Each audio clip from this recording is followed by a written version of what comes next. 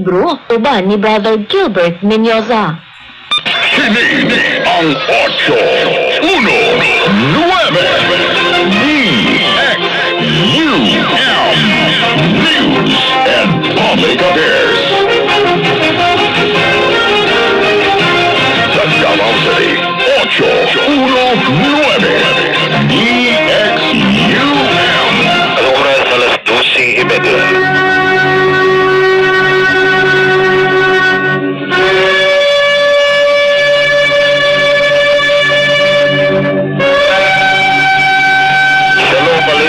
Maayong hapon sa ganito na masuking tigpamina. Welcome to the Balikibar program din sa DXUM Radio Kay 819 kHz sa oras alas 12:30 ang tudalauna sa hapon Lunes ang putsaan lang Sabado. Kini si Mori Azaria Gilbert Menyoza Panspika Salawag Engineer Julius Luzon Roy Johnson to Station Manager magatimbaya kaning tanan 0929-311-3484. Kaninyo makaigsunan ang papapil sa online classes. Karong gabi, doon kita online classes sa alas 7 sa gabi, no? Sa Sabado sa gabi, o sa Miyerkules sa gabi. And then, karong Huwebes mga kaigsunan, no? Ang Jewish people mag-observe sa Yom Kippur. Ang atuang participation, wala tayo obligation na mag-fasting, kundi magbasa lang tao tihilin, no? Walang pumalando ng yan ang adlawa ang mga Jewish people nagapuasa, and it is also the most joyful day now throughout the year, pinakamalipayang adlaw sa tibok tuig, and that's why it is called Yom Kippurim. That means according to the Arizal, it is the day like Purim, like the day of Purim. Ang adlaw nga din sama sa Purim. It is a joyful day, knowing that Hashem forgives all sins and iniquities. Mas pag-asayod nga si Hashem, upasaylo sa tanang mga kasalanan, tanang mga kadautan, o mahinungdan nga ang matagusa, ang adunay kalipay, sa pagkasayod nga ang tanang mga sala gipasaylo. Okay? So, but there is a condition. You need to repent. The repentant soul shall be forgiven. But those who don't repent, there is no forgiveness for them. Ang mga tao nga wala mag-inulsol, wala yung pasayloan. Doon kayo wala man sila nag-inulsol. O sila nag-engage sila kagalingan sa pagpangayong pasaylo. Ang nangayo na magpasaylo, mga pasayloon. Parang ka, kawala mo sa Jewish Beit Knesset or synagogue. Panalitan panahon sa ordinary days, ang nasa Beit Knesset, batang nato 120. Panahon sa Yom Kippur and time of silikon, awas-awas na. No? Manindog ng mga tao, ulay malingkuran. Sobra, no? Sa kapasidad sa Beit Knesset. Nga naman, aware ang tanang mga Jewish people na during this day, mupasaylo si Hashem sa mga kasalanan. But only, we need to ask forgiveness from Him. Aron ang tao mayo siyang baalit isyo pa. Mayo siyang master of repentance. Master of forgiveness. Para nga ang mga bisan pag mga pagpuguyon, walay pagtagad sa tura, walang takabalo na kung sana sila. Panahon sa Yom Kippur, kumbaga, muna ilahang time nga manimba. Nangay pasaylo. Nga naman, tungkol kay aware sila, kanihanang adlaw, si Hashem, mapasaylo og sala apan kadto lamang nangay pasaylo may pasayloon niya. Kung wala mga ipasaylo ang sa katao, wala ka pasayloan because he is not asking for forgiveness. Wala siya nangayo, wala siya nanghangyo na pasayloon siya. And that's why, po Hosea chapter 14, it says, return to Hashem. In verse 2, return to Hashem and take words with you, and you shall say to him, forgive us from all of our sins. Take us words with you. Magdalatag mga pulong. That means, buka yung baba. Pag pasaylo, ingnan siya, nakasala ako, pasaylo ako. Buot niya ng madungog ikan nimo. O, dili sa skillful na paglaray sa mga pulong ko, dili. Ang atong tingog mismo, our voice. He longs to hear our voice. Gusto niya makadungog sa atong tingog. Gusto niya makadungog sa atong pagtuaw. Itong mga paghangyo. Itong mga pagpangamuyo. Ano na portion sa birakan na sa tanang mga evil decree, the only way that Hashem can suspend the decree is Teshuvah, Tefillah, and Birak, or Tzedakah. What is Teshuvah? Atong gibalik-balik. That is Shob Hey. The Shob Hey. That is return to Hashem. Return to Hey. Return to the Creator. Return to the source of our breath. Return to the source of our life. Ang atong nisyama, it is a spark from Him. Kini siya mga kabahin sa pinisik gikan kaniya. And so we need to return to Him. May nung ganon nga mubalik na kaniya. O ikaduha, Tefillah. Engage in Tefillah. Engage in prayer. Hashem does not need our prayer, but we ourselves need it. Kita mismo ang nanginahanglan sa prayer. We are saying to Him, Hashem, I can't do it without you. Hashem, I pray to you because I need your help. I cannot do it without you. I cannot perform it. I cannot accomplish something. Wala ko'y mahimo. Wala ko'y ma-accomplish kung wala ka. Ikaw lang, O Hashem. Tungkol ikaw ang naghimo na ako. Ikaw ang naghimo sa kalibutan. And I know that you created the world for my sake. Himo na yung kalibutan alang ka na ako. O walay daotang butang na kini nagalagay dahil gikan sa itaas. Gikan kanimo. In davara yered bin shamayim. Walay mga daotang butang na kanaog gikan sa kalangitan. But there are questions and answers. But why there are curses? Because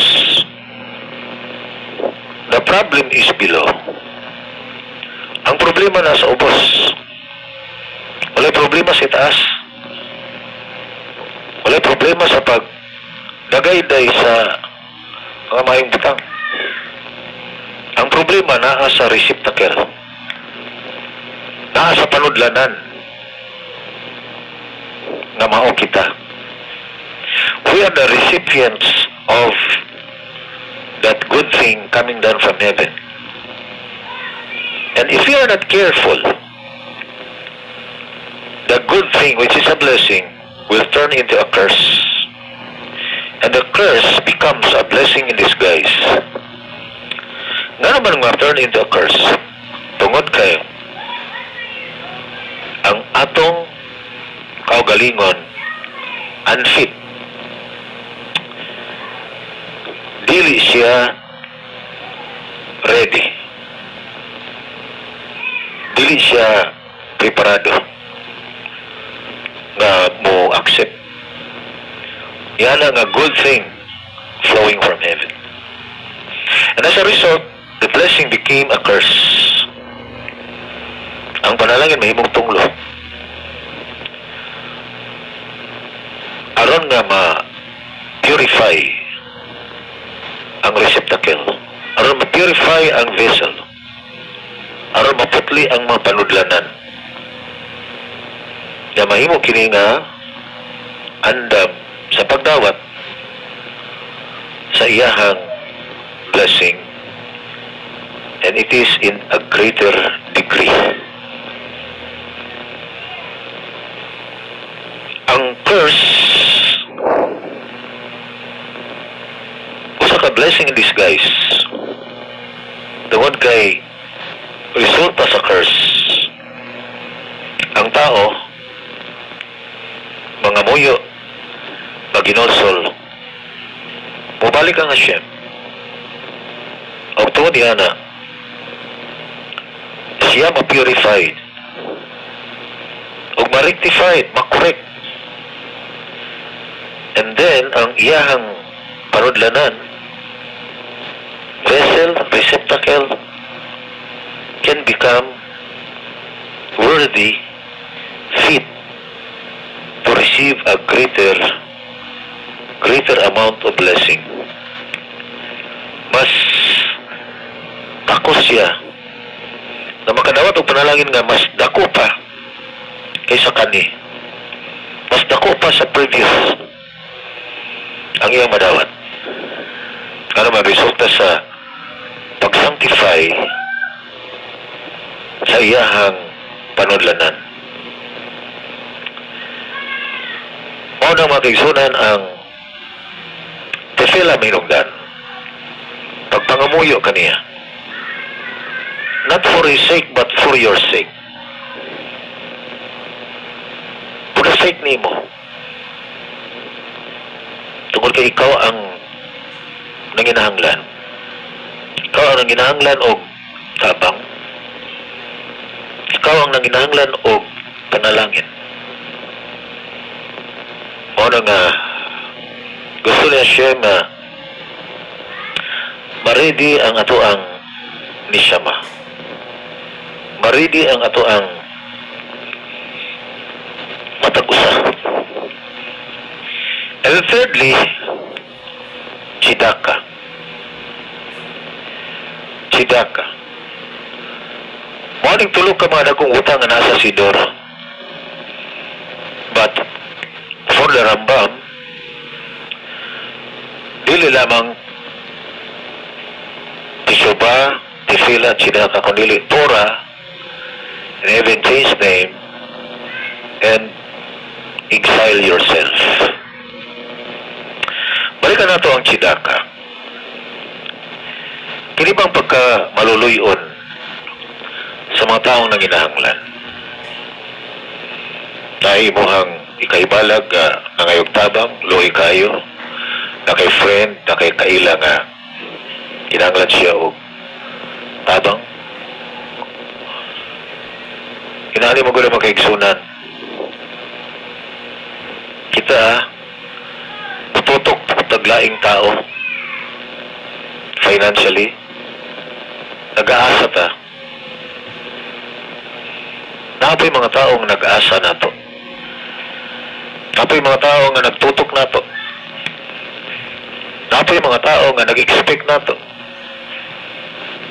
Nga para nila, ikaw lang po'y makatabang nila. Now, ikaw nga maluluyon, matinabangon. Ikaw naka-accomplish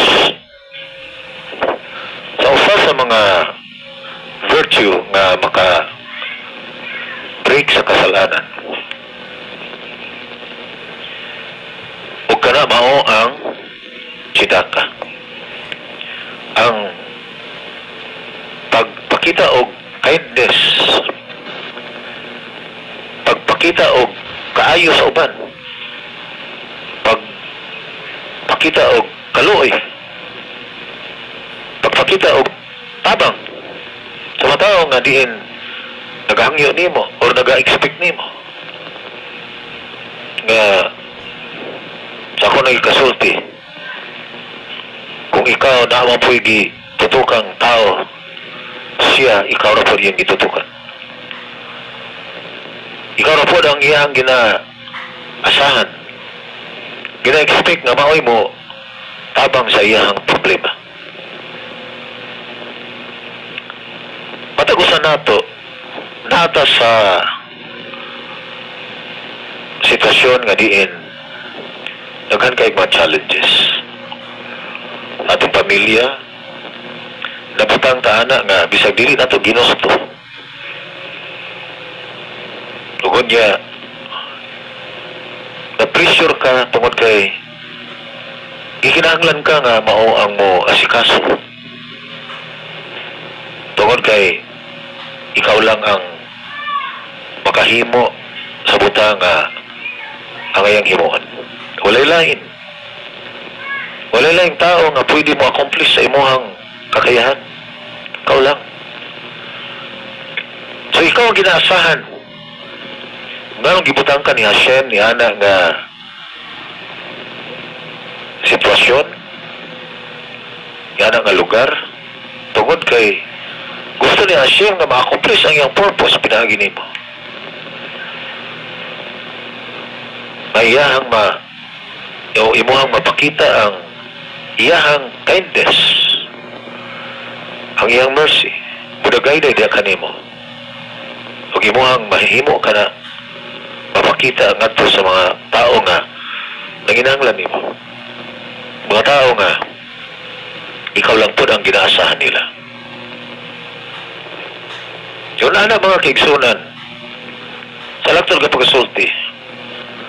Kung mag-isgot ta og pagka maluluyon, matinabangon, pagka magyatagon. Dili daw ta ngayan nga mura ba og manugot ang tao nga mohimo anak. Ngayon ta ba nga, ay kamo, mga arangan man mo, sige, tabangin ninyo ng mga pobre pod. Kwartahan gud mo. Mag-igsunan ay pagsulti anak. Wala kay katugod anak. Kay discretion na niya, tabang mo siya sa dili. Ayaw siya i-pressure. Sagdi nga siya, Shem ang convict niya. Instead, sarili ni mo mao ang imong i-challenge. Nga dapat mao'y muhimo. Yan ang maong mga batang. Your very self must be challenged to perform what Hashem wants you to be. O dili gusto ni Hashem na manugo ka sa uban para sila mga hatag for your sake. Gusto niya nga ikaw mismo mahimo anak. Gusto niya nga ikaw mao ang adunay intention to perform it. Why? Because tzedakah has two meanings in Hebrew. One is showing kindness or giving. Sometimes translated as charity, but it's not enough. Because on the other hand, the term tzedakah means righteousness. So kung ang tzedakah, righteousness, dili pwede nga manugo ka sa uban nga buot pasabot niya siya lang ang mahimong righteous. Gusto nimo nga siya lang ang tawagog righteous nga tao? Wala kay appeal? Dili ka gusto nga tawagon ka og righteous person? Gusto yun ka, di ba? Pero kay ang tao nga tawagog righteous, mao man ang tao nga maluluyon, matinabangon, may gugmaon sa uban. Ang ilang mga panginahanglan, imuhang asikaso, nagpakita ka og mercy and even justice, mga taong ginalupigan, imong ginatabangan, and you shall be called Tzadik, which is the root of Tzedakah. And that's in the book of Proverbs, dagan kay ka makita nga, and his righteousness will save life. Or righteousness will save life or rescue life. In a Jewish translation, the term righteousness there is translated as, and charity will save life. That means, ang imuhang pagkamatinabangon, ang imuhang pagkamaluluyon sa uban, muluwas o kinabuhi, o ang unang kinabuhi nga luwason ikaw. Ikaw mismo sa imong kaugalingon. Ikaw ang makatagamtam ni ana nga kaluoy, ikaw makatagamtam ni ana nga gahom sa kaluwasan. Yan man tungod kay ang matag tao nga naghimo og tzedakah, kaluoy alang sa uban, kindness, dili kalimtan niya siya. As we just said, why, if you talk about fulfilling a mitzvah or performing a mitzvah, why we should make tzedakah as an example. Nga daw nga ang tzedakah, kini pagka mangyatagon, nga nung mao daw example sa challenge nga maghimo ta og obedience sa commandments. Because the sages said, if you do tzedakah,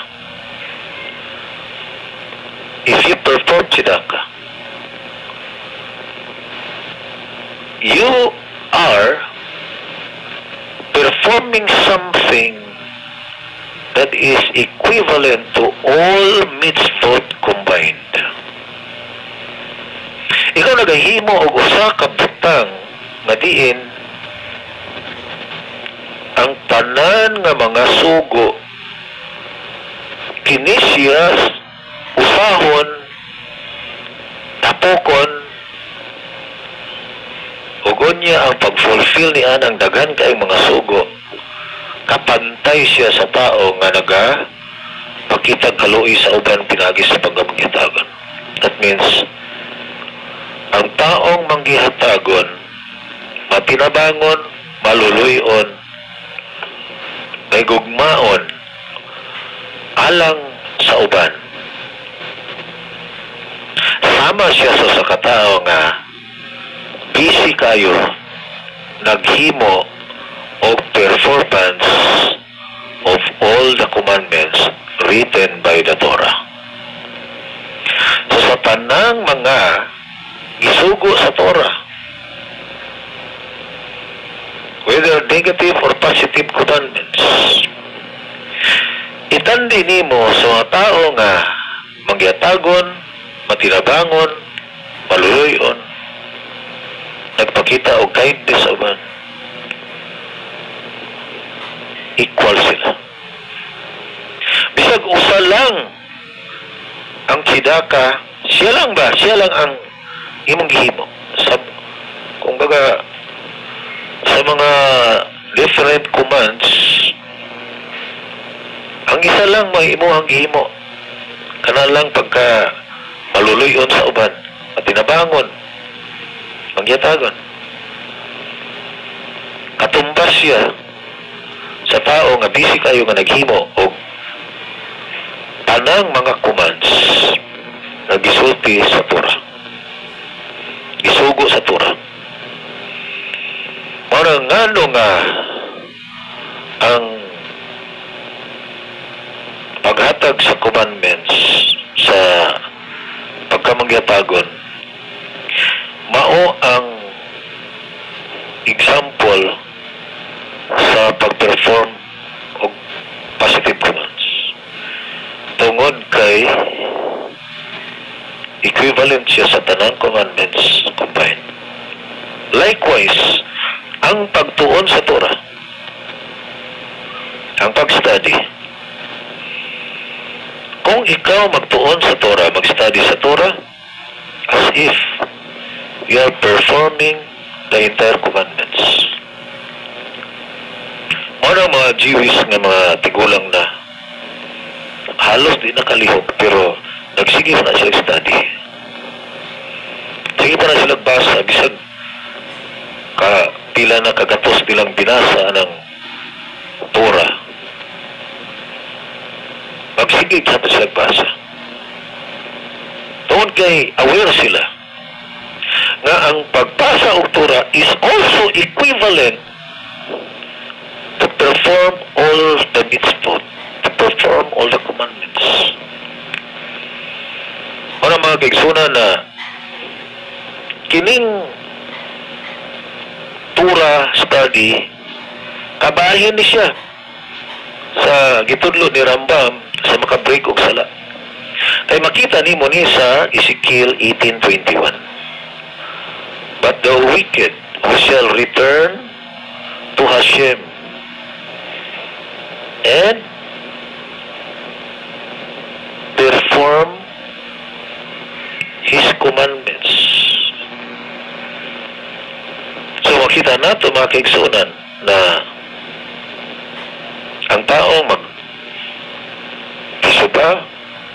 kinahanglan nga mo kinabuhi siya sa commandments sa iyang Torah. And you cannot act or do what the Torah says you to do if you don't study it. That's why in Pirkei Avot, to study is great because you cannot perform a commandment if you don't study. Dili ka ka-perform o commandment kung dili ka mag-study. Therefore, minungdanon nga ang tao magtuon sa Torah. Ugwan siya magtuon, then ang iyang pagtuon equivalent siya sa performing the entire Torah. Equivalent to tzedakah. Ang tao sabgat tzedakah as if he is performing the entire Torah. Therefore, according to Rambam, ang Teshuvah, then Tefillah, and then Torah, then tzedakah, and change name, and exile will forgive man of his sins and iniquities. Makapasaylo sa tao gikan sa iyahang mga kadautan o sa iyahang mga kasalanan. Wala mga kaigsunan na may hungdanon nga masayod na what to do in connection to the ulam haba aspiration. Mga pangandoy may tawag sa ulam haba. By the way, ulam haba is always mentioned by the sages as the reward of the performance of the mitzvah. Ulam haba is a reward. Kini siya ganti alang-alang sa mga tao nga nagatuman sa iyang mitzvah, nagahimo sa iyang mitzvah. Mga kaigsunan, panahon na perform ta sa Torah aron kita makadawat og reward sa ulam haba. Kanyo ang pagpapil sa online classes, mga kaigsunan, itong online classes ipagayon matag Sabado sa gabi sa alas 7 o sa Miyerkules sa gabi sa alas 7. Karong umawat nga Martes sa gabi sa 14 ipagayon nato ang gathering alang sa Simchat Torah mag-reduce kita. And then Pizza City. Pizza City sa Martes sa Butag. Doon na kita alas 5 sa Butag sa iyo. Doon na kita Biraka, alang sa 7 days, pitong adlaw nga Biraka for the Feast of Sukkot. Sunod simana pa na siya. Okay, sa ngalan sa atong partner Tigas Lawak, Engineer Julius Luzon Roy Johnson, the station manager. Kini si Mori Azaria Gilbert Vinyas, sa magiging tanan. Shalom Aleichem, Bilitra. Paminawa ang programang Balik Hebrew, uban ni Brother Gilbert Menyoza. Through the years, the past was full, the test of time.